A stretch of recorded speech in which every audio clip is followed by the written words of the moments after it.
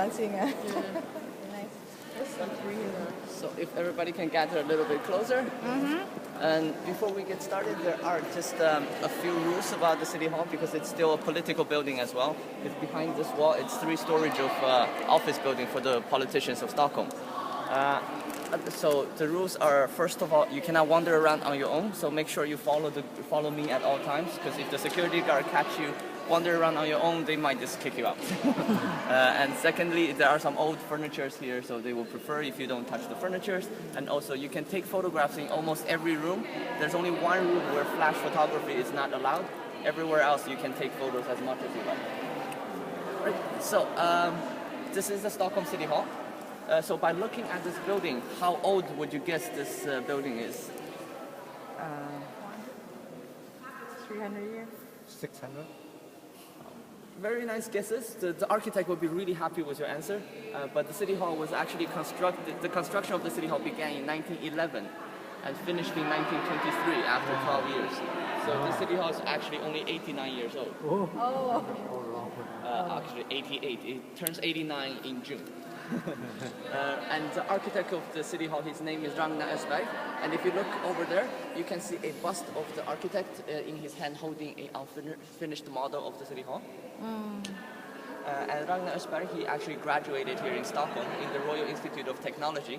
And after his graduation, he decided that he didn't learn enough in Sweden, so he decided to travel around Europe to different countries to learn more and gain more knowledge. And through his travels, he had a lot of influence, and most of his influence actually came from Italy. As you can see in the style of this building, there's an outdoor courtyard right outside, and here is an indoor courtyard right inside, which both are parallel, sort of like an Italian piazza. And here it was meant to be an indoor courtyard, and you can see that by looking at, for instance, the balcony over there. The balcony, usually you have balcony pointed towards the outdoors. But in this case, the balcony pointed inwards, meaning this room was meant to be an indoor courtyard, as in it's no ceiling, open air, and an indoor courtyard.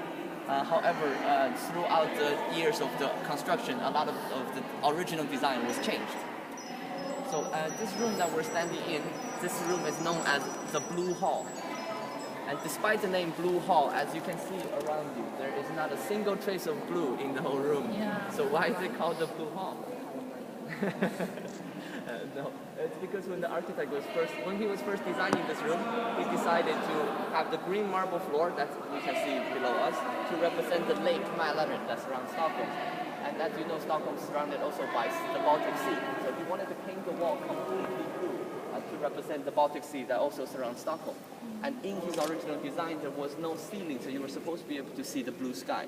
So in his original design, this room was in fact very blue. So calling it the Blue Hall was absolutely correct. However, as construction went on, different things were changed. And one of the first things that changed was the ceiling, because they realized that they wanted to use this room as a banquet hall. And in order to have a banquet hall in Sweden, with our weather, you have to have a ceiling, because otherwise it will rain, it will snow, and all sorts of stuff will happen.